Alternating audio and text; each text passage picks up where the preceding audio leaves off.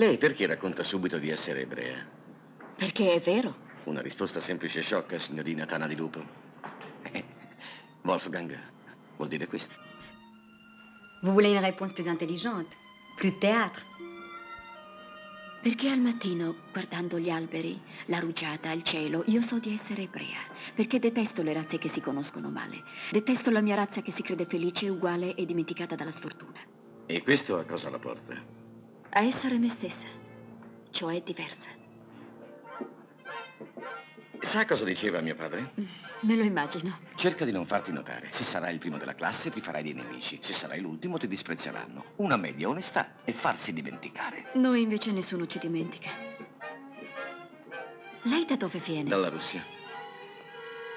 Mi piacerebbe molto vederla felice. «30 secondi per arrivare alla strada.